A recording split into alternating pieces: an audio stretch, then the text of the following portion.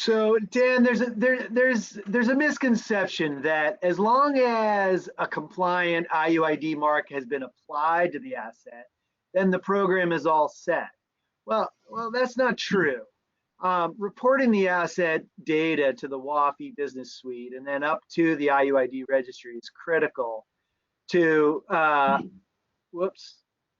critical to the success of the program. Can you talk a little bit about this reporting obligation? Sure. I think most of the time you'll see in your contract the DFARS clause for the marking requirement 252.211-7003 or you see MIL Standard 130 or IUID.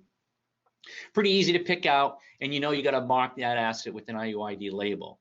But what the contract doesn't always say is you also have a requirement, especially when you're providing end items to the government, to also register those items to the IUID registry, because marking the asset really is only half the job.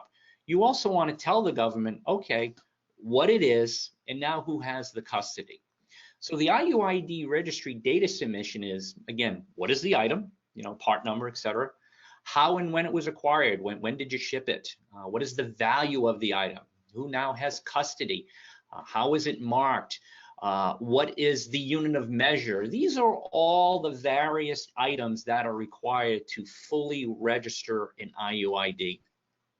And then items may have to be updated if they come back for modification or maintenance. Perhaps you got to do a rework.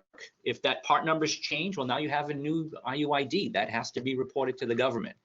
So having the items marked is great. Now the government can, once they receive them into their inventory, they can scan those barcodes. They now know what they have. But the IUID registry, that's the database that tells the government truly and accurately what it is that they have and essentially where it is. Custody and the asset, very important on the reporting.